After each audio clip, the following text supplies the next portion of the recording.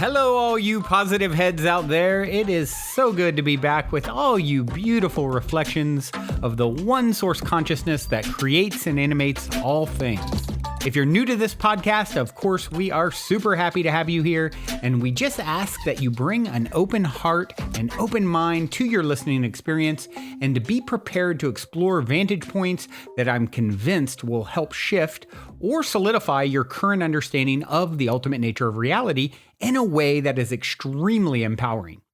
Speaking of exploring powerful perspectives, I'm super excited to announce that on January 18th, originally January 5th, but I needed to push it back a bit, I'm going to be freely gifting each of you my very first book, The Golden Key: Modern Alchemy to Unlock Infinite Abundance. In the book, which was initially shown to me in a dream and has been followed by a next level amount of synchronicity, by the way, I share the keys to manifesting abundance that I've personally discovered over 20 plus years of trial, error, and deep exploration of these perspectives, as well as one golden key that ultimately ties them all together. Also, I would like to invite you to participate in a unique abundance manifestation game with me and the other readers that is outlined in detail at the end of the book and at the book's website, goldenkey.gift, where readers will also share the inspiring results of their abundance manifestation experiments. So if you're wanting 2021 to be the year that you alchemize the circumstances in your life so that your abundance expands to an entirely new level, head over to goldenkey.gift to sign up to accept my golden gift to you right when it comes out.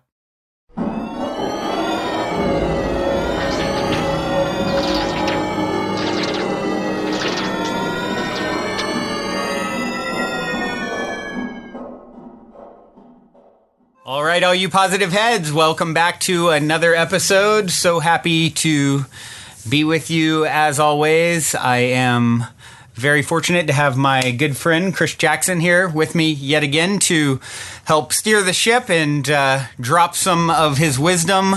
Welcome, Chris. Thanks for joining me, man. Thanks for having me. Yeah. So for those of you who haven't caught, Chris has been on a few months ago. He was on a show, and then he's been gracious enough to co-host an episode recently. And we're going to do a few more of these here in the coming weeks. And if you haven't caught any of the shows with Chris before, Chris is, I guess I would put it as like a integrative philosopher. He has so much insight and wisdom to share from perspectives and angles that you've probably never heard before.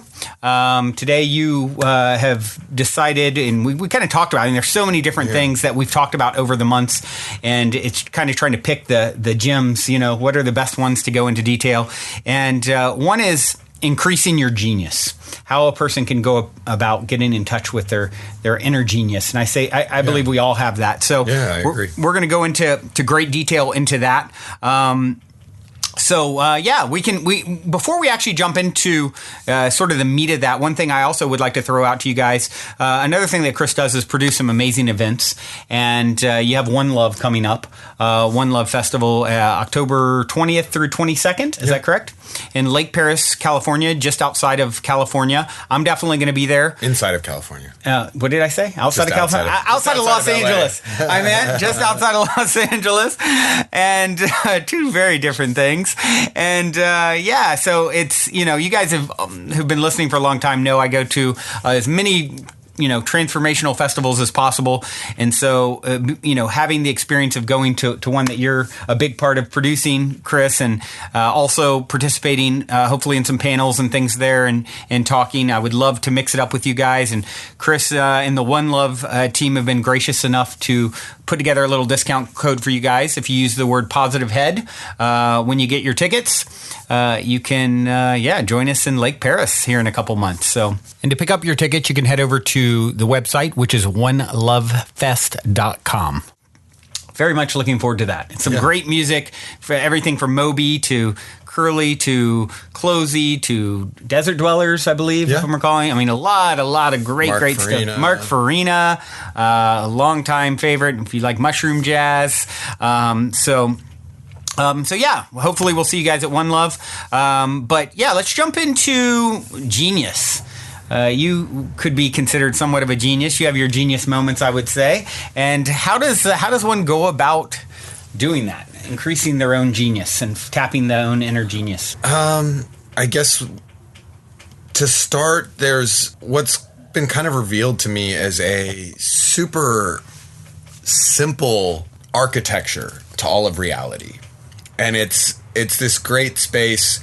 Like, genius is often referred to as something that some people are born with, right? Or we think of it as like high IQs. And really, like, when you look at what the most profound thing is about people who have genius, it's the ability to recall information very quickly, you know, and very often complex information. Right. In, you know, ways that, you know, often baffles us. Right. You know, having that access to that sort of intelligence, you know, greater memory. You know, and in kind of neuroscience, there is this notion that when you can connect things, you know, and I think this is also, I don't know if it's NLP or, you know, NLP uses a technique called anchoring, you know, which means that you can actually like bring states on by connecting it to more senses, and, you know, you can increase your capacity for memory by involving more senses, basically connecting more parts of the brain to it so that your access is quicker. Well, this architecture that I was talking to you about basically does that with all of reality. It creates an empowering context for sorting everything that we learn, you know, through basic, very simple geometry. And this simple geometry also becomes a way of understanding kind of the creation of the universe, the way of understanding behavioral traits and characteristics, different aspects of language. I really like, the more I've kind of operated through this as like a secret decoder ring for reality, it's been like, I like that. It's been kind of like, God, how would I describe it? Really exciting and kind of mundane things light me up because I'm able to find these connections through so many different things, and you start seeing connections, you know, everywhere. And in doing that, it actually increases your memory and ability to recall and makes it easier to learn stuff. It's integrative in the sense that, you know, when you connect things to other things, it makes it much easier to integrate that information and hold on to it in a useful place. Right. So, you know, it's pretty simple. It uses a very arcane symbol, which is like these two overlapping circles, or like a Venn diagram, which then creates this kind of conical oval shape in the center, right? And I think everyone's seen that pattern with the two circles overlapping, and then you have the segment in the middle. Yeah, and it's often referred to, you know, in the more arcane, you know, world as the Vesica Piscis, you know, or the Pisces shape, which is like the fish shape. You know, and you see this used in Christianity as well, except on the back of cars and sideways instead of up and down. Yeah. And there's a lot of like fascinating things about this shape, you know, as you start to get into it. And, you know, one, see that our world can basically be divided into two halves, in essence, you know, material and ethereal, right? Or you could say, you know, masculine and feminine. You know, and it's funny, like, as you look at material matter, you know, etymologically, you know, the word is connected to mother, or the word mother comes, you know, from matter, from the same thing.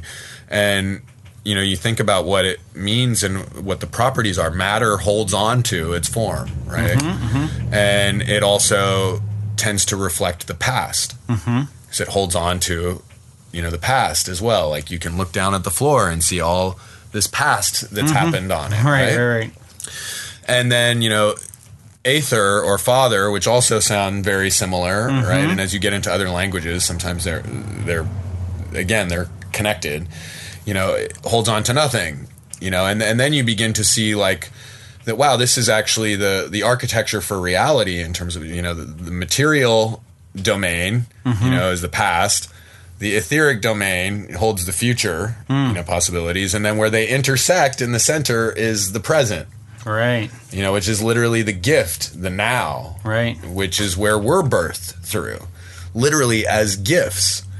You know, and then we begin to see that we are also the gift, right? And these two opposing, aspects of reality, then when they come together, it's almost like, I think the idea we came up with is a window. If you were to take a window, that the etheric domain would be the concept of the window. The material domain would be all of the things that it takes to build the window. Right. And then the present would be the window itself. Right. When those two things collide and come together, and they happen through us. Right. Literally as the present or as the gift that presents those things, into the now. Right.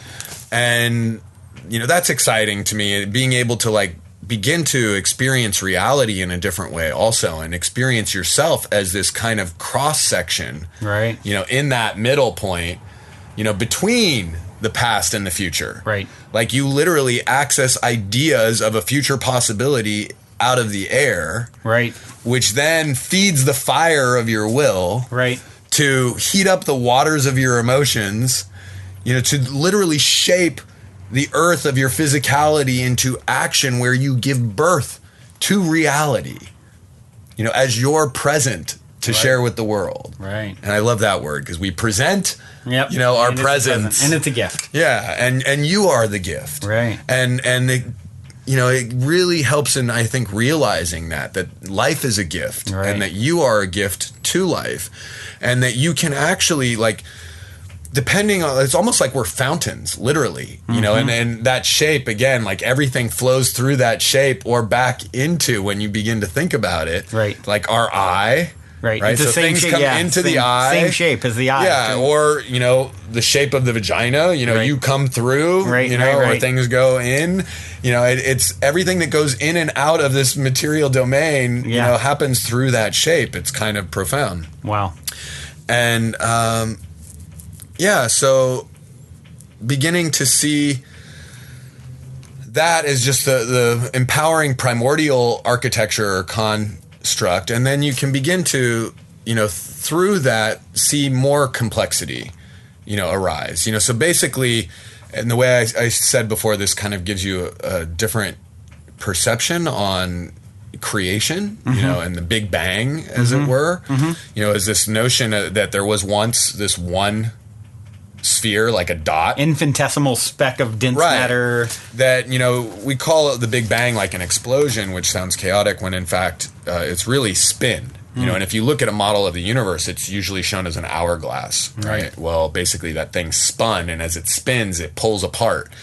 So where it was one circle, as it begins to spin, it pulls apart into two spheres, and then those two then create the cross section, or the third segment in the middle, and then you have the cross in that, so it's one becomes two, which gives rise to three, and which many may call the Holy Trinity, perhaps, in esoteric or mystic Christianity. And then you have the cross section inside that Vesica Piscis, which is literally what we're born into. Right. Then you have the number 5, which is the center point on the cross, which is often referred to as spirit. Like our spirit inserts itself into the cross of our physical bodies. Right. We literally, these are our crosses that we have to bear. Interesting. Right. And the first stage of our life, our spirit, as it were, is very often weighted under the heaviness or the burden of this physical existence. Right. Right. Life happens to us. It tells us who we are. Right. It tells us what's possible.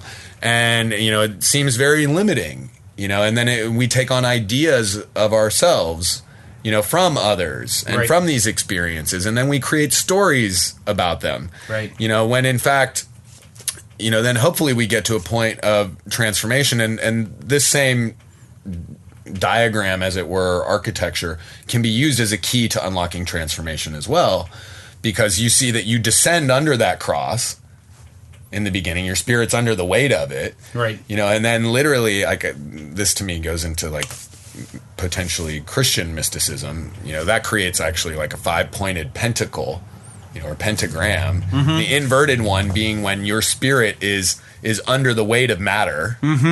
Right, and material consciousness, and then hopefully we get to transformation where we're no longer just the caterpillar on the ground. We go into our own chrysalis, or crucifixion, where we allow everything that we thought we were to die so that we can be rebirthed through the center point of our own cross, which is our heart, into this virgin rebirth, a resurrection where we are now spirit above the cross, right? Where life no longer happens to us, it happens through us, right? And we use that cross now intentionally, right? As a tool to create the most beautiful possibility of reality for others and for ourselves. Yeah, I love how you sort of paint the picture of this because, it's something that I talk about quite often, life happening not to us, but through us and for us. Right. But for, some people, especially who are more analytical and want more, give me more sort of meat, something more to grab onto and really paint the picture. That's really what this does. I mean, that diagram, using that explanation, it helps to really sort of ground it in a way that I think can be really useful to someone, and of course we all learn in different ways too. Yeah. So taking that and saying, this is like, this is a sort of a blueprint for all reality, right? For what are there any other ways that you can see that are taking that information, taking that perspective, and it can be applied in a way that is really empowering, in your everyday life? One, like I was sharing before, the storing and the sorting of information, right? That basically all systems overlay on top of this, in a way that these are the fundamental building blocks to reality, right? Matter and ether, concept and construct, and then the actual construction itself. If I can interject, one of the things that I think you said earlier, if I recall, because we talked quite a bit, as we often do before we're talking, I'm like, man, I need to have the mic on because you go into, a lot of stuff that's fascinating. And you see where people can be it seems like people can be either caught up in one or the other sometimes. They have a propensity to focus on what's already happened, like matter. That's a history of what's happened in a sense. Or the ether being right, more what's to come. And the matter, and very often we tend to say that what matters is what's material. Right, exactly. Right, exactly. and the challenge with that is it actually keeps us locked in the past. Right. And so this is what also becomes empowering, is to begin to actually question our reality and become more conscious of it through this kind of secret decoder ring. Right. In the sense that like, oh, okay, so is this a perception, of that's coming from my past experience and the stories that I've created around my past experience? Or is this something that's bringing in, space for a future possibility? Yeah. And typically wherever our focus is where we're consciously or unconsciously guiding the outcomes of our reality, especially when it comes to interacting with others, right?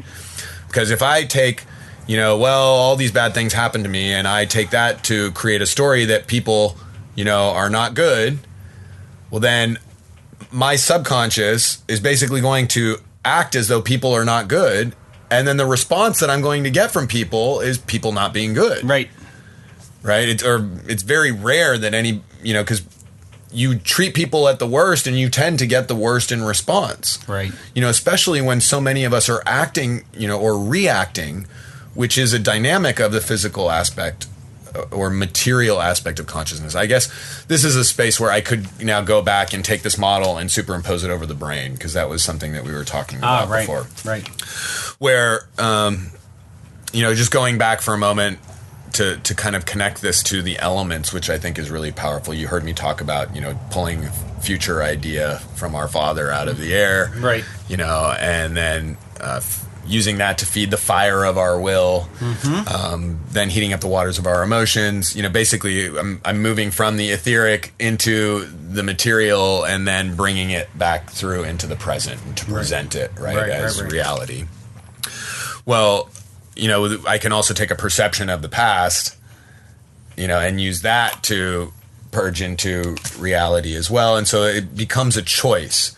And this is where the real empowerment takes place, is that we don't choose necessarily what happens phenomenologically, but we do choose what stories we create around it, which actually governs how we experience it. And what we experience next. Yeah, because you can have something really shitty happen to you, but if you look at it this is a great opportunity for me to learn. Right. Then I actually don't experience it as shitty as I would if I was just like, God, life sucks and everything's hard. Right. Right?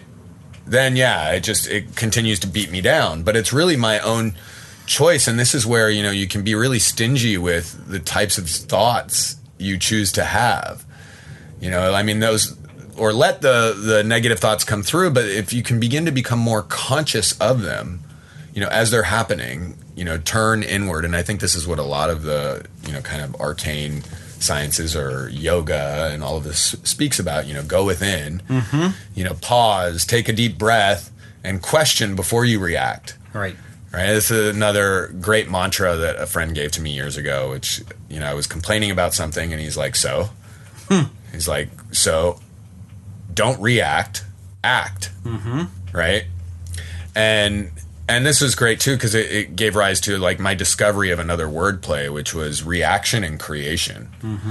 Reaction and creation are the same letters. Right?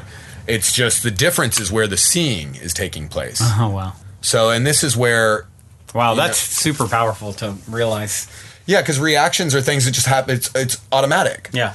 And basically then beginning to understand the process of how the conscious and subconscious mind work is really helpful in using this diagram also, because it becomes really a great tool, to constantly look to for transformation in terms of like looking at, wow, the thing that I just did, where did that come from? What are the thoughts connected to it? Right. And I guess it's best if I can use examples. Like if, somebody picked something up and I said, hey, why are you taking my stuff? I'm immediately creating a context around it that this person's stealing from me. Right. And then that person usually will get defensive, which then to me only reinforces the idea that maybe they were trying to steal it. Right. When in fact I primed the whole thing and I created it. Right. But I created it with my reaction to a reality that I believed existed, where I can consciously choose, even if that was that person's intention, I could come at it like if I wanted to create it however I want it to be, I could be like, oh, wow, I'm noticing that you picked up this. Isn't that an amazing, thing? And sharing the experience of that thing with you, which then is going to steer it in a whole different direction. Right. And now your energy, rather than feeling like you've been slighted by me in any way, is actually you're experiencing oneness and communication with me, right? So it's like we actually have way more control over our reality than we get. It's just that I think we often think that the control is happening at the level of our looking to manipulate, others and take force to, how should I say this, get the outcome we want, rather than actually creating a space to constantly have the best possible outcome. It's almost like you can have a positive level of manipulation in all this. Like, I guess manipulation is almost assumed to be a negative word, but... Well, this is the difference, is that, manipulation, as I would see it in this context, is to force a particular outcome. Right. Where what we're talking about in being more conscious of creating spaces really lets go of trying to control the outcome and instead creates the greatest environment for the greatest possible outcome. That makes sense. And then what happens is we're constantly able to be wowed and in awe of the things that come through, because then we're in a space of being able to be surprised, rather than disenchanted, from having expectations. Right. So that's also, a beautiful thing. And then it's like we get to be grateful for whatever comes through. Before we continue on with today's episode, I'd like to take a quick moment to tell you about our sponsor, New Calm. As you all know, mindfulness and meditation are key components to being the best version of ourselves. Not only does New Calm help with sleep, as I mentioned before, but it also helps get you into a deep transcendental meditative state. It doesn't matter if you're just starting your mindfulness practice or you've been practicing meditation for years, New Calm will allow you to make the most out of mindfulness sessions. New Calm shifts you into the calming brainwave states of meditation and slows your breathing. It's the only system of its kind that's clinically proven in over 1 million sessions to improve your sleep, reduce your stress, boost your recovery without drugs and side effects, because it uses 3 non-invasive, non-pharmaceutical items, all of which come in your monthly subscription. So if you'd like to feel better rested and less stressed in 2021, head over to positivenewcalm.com, where Positive Head listeners will get 50% off a 30-day subscription of New Calm, which also comes with a money-back guarantee. That's positivenucalm.com. Check it out.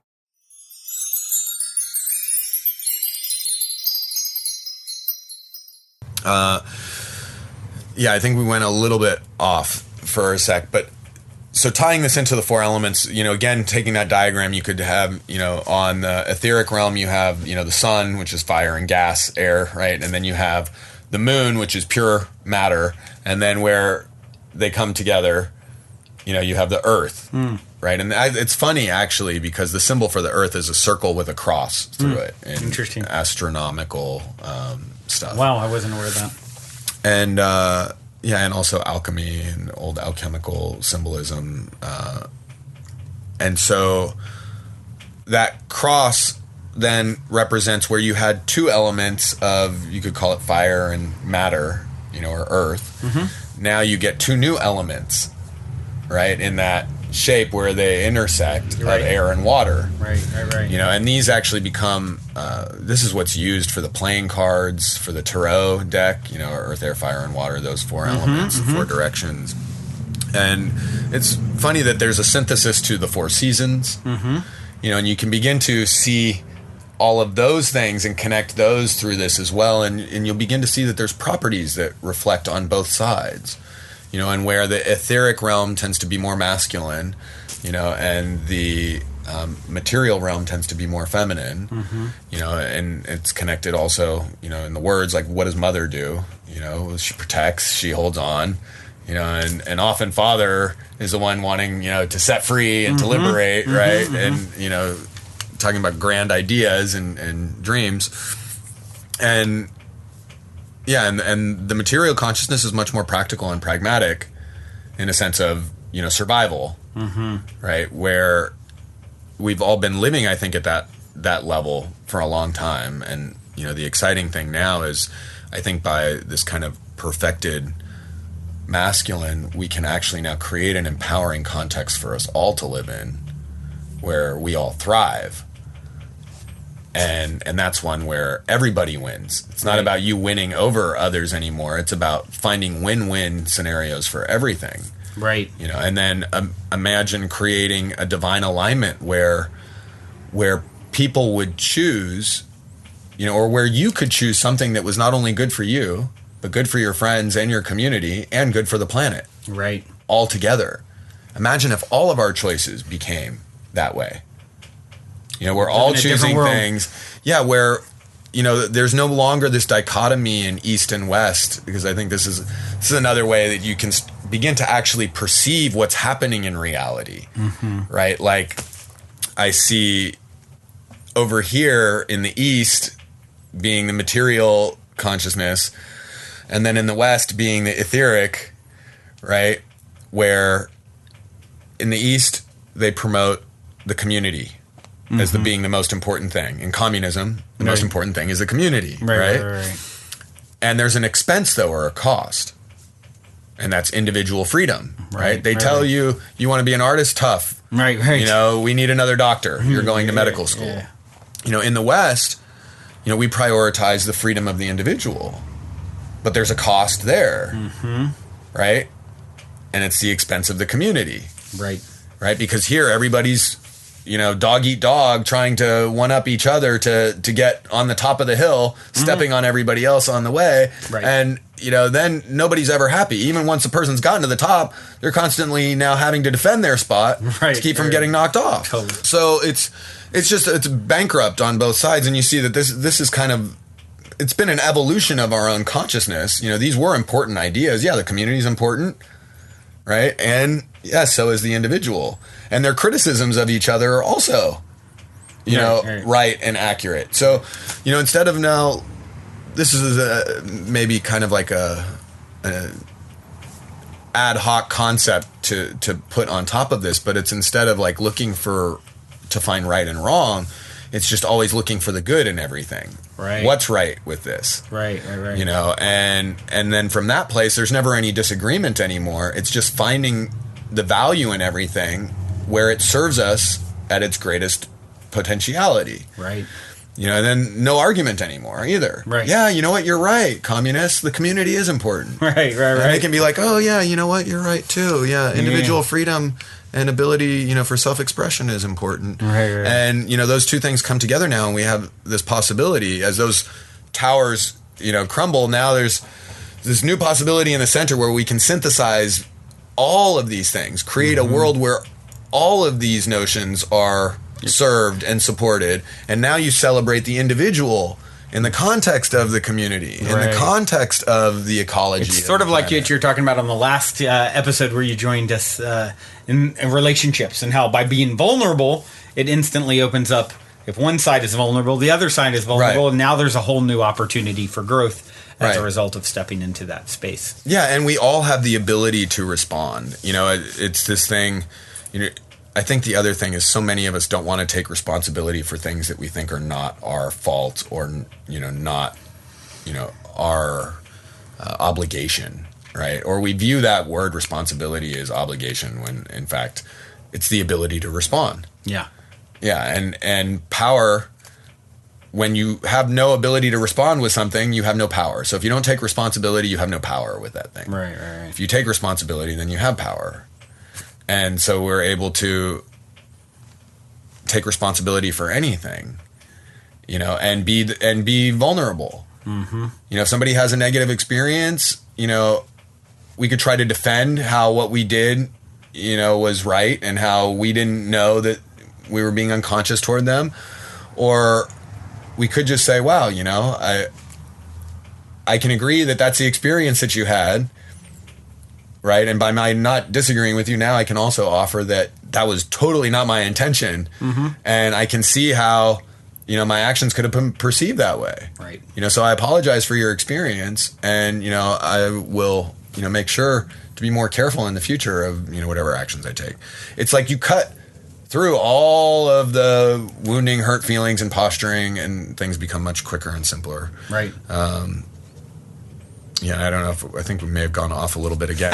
We got off in a good direction, if so, because that's all very useful and very insightful. And unfortunately, man, time goes really quickly. Where are we at? Yeah, time goes super quick. I don't know if there's anything else. Was there anything else that we wanted to make sure and share before we? Of course, you're going to come back on another episode as well. I mean, you start connecting these things and using these tools. You see how other things work in those same aspects.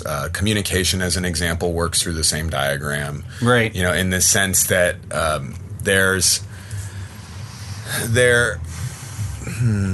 don't know if I want to say material communication versus etheric. Yeah, actually I could. In that sense, it would be, it's interesting. Some people are more literal. Mm-hmm. Some people are more interpretive, in terms of the way they hear things, and then also in terms of the way they speak, right? And this is also really useful because it helps us to release that everybody else listens and expresses the way that we do. It's like everyone learns differently. Yeah, some are visual learners. We talked about this at lunch, where if I said, "Gosh, it's hot in here," what would your response be? Either it's hot or, oh, how can I solve the problem? Either agreement or... Well, what would your response be if I said it's hot in here? What's funny is I noticed an hour or two after we had this conversation at lunch, you actually said it's hot in here. Yeah. And my response was, yeah, it is hot in here. You're right. So that would be my response, because that was what was my natural response. Right. To say. So then we would say that in this case, you tend to listen more literally. Right. Right. And now I could get upset being like, well, why don't you do something about it or turn the air conditioning on, right? Because that's really what Why didn't you take my hint? Or, yeah, exactly. Yeah. But see, that's people who speak or listen literally. Right. You know, and then people who listen interpretatively, when I said it's hot in here, they go turn the air conditioning on without, you know, and I may not want that. But it's really... It's interesting to notice these things and to see how people's traits and characteristics can fall on different sides of the same diagram. Right. You know, or in different varying degrees on it. Right. It works also in terms of like seeing how some, you know, David Data has this great book. I hate the name of it. It's called Way of the Superior Man, but it really, just because it's not about man and woman in that way, it's really, he's breaking out those forms of communication and he's calling them masculine and feminine. And, you know, he's saying that, you know, basically the feminine doesn't listen to the content that it's saying. You know, like my mom may say, like when she's mad, like, I hate you, I never want to speak to you again. Right. But is she really saying, I hate you, I never want to speak to you again? Right.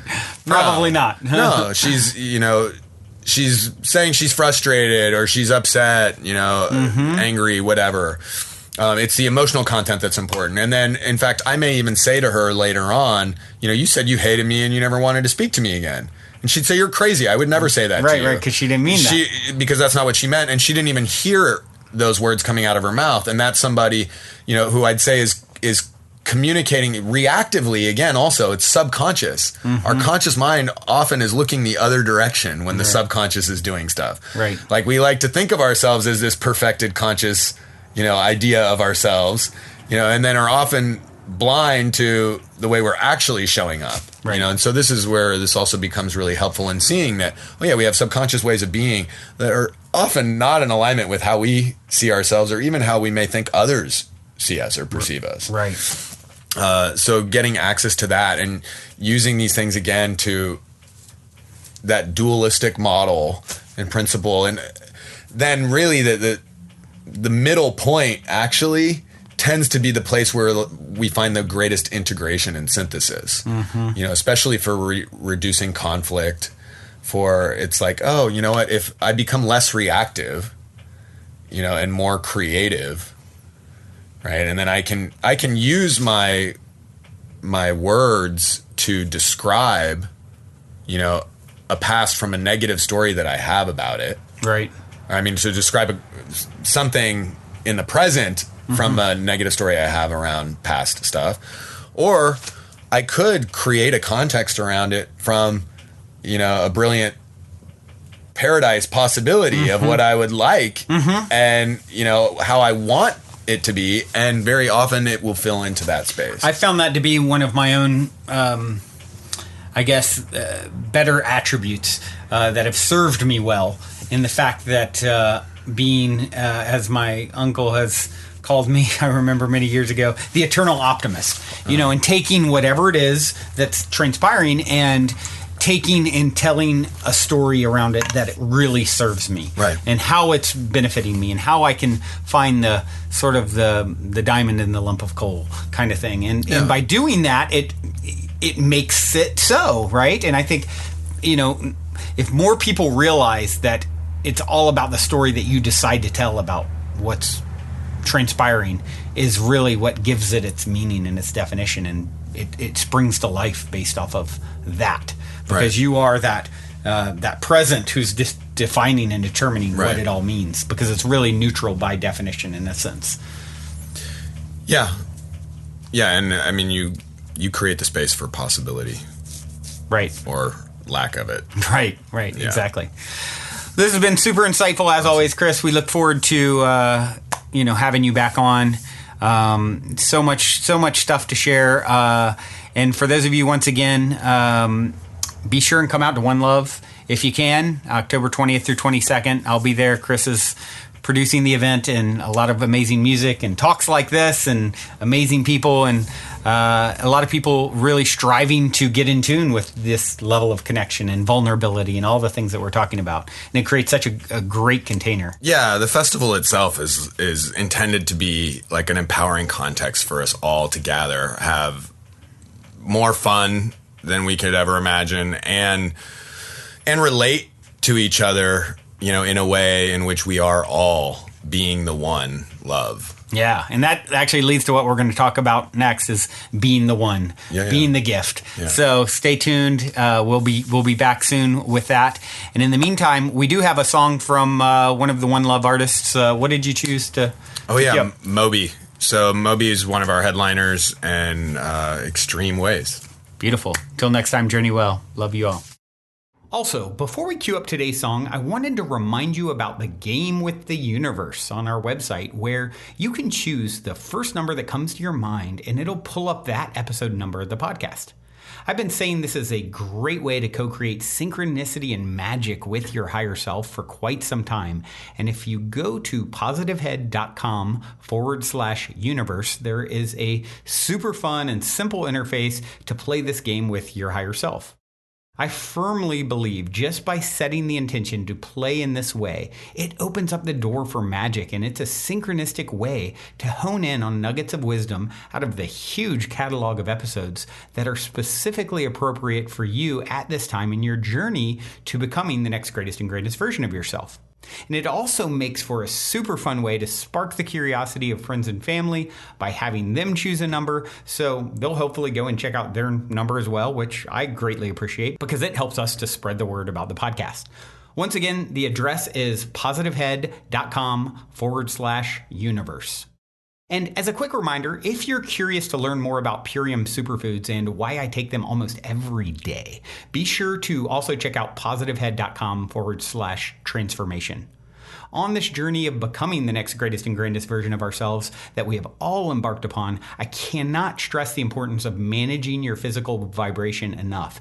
And quite honestly, Purium has put together the simplest plan I've found to do so. I have my favorite, the appleberry shake, at least 5 times a week. Once again, to learn more about the Purium transformation, go to positivehead.com/transformation. Or if you want to keep it simple and just try out my favorite, the appleberry shake, you can go straight over to ishoppurium.com and be sure to use code positivehead for 25% off. I'll spell that for you. It's ishoppurium.com. And be sure to use your Positive Head 25% coupon code.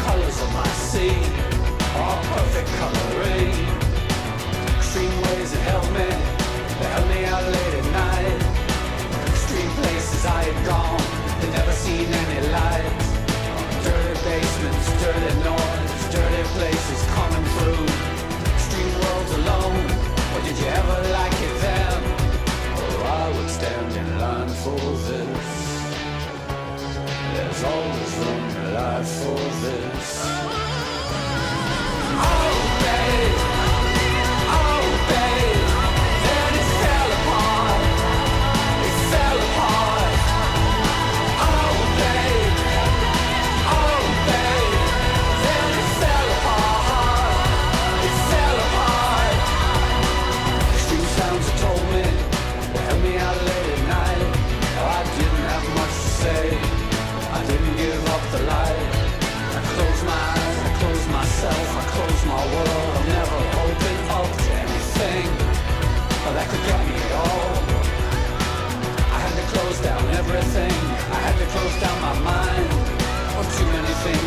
caught me. Too much could make me blind. I've seen so much in so many places, so many heartaches, so many faces, so many dirty things.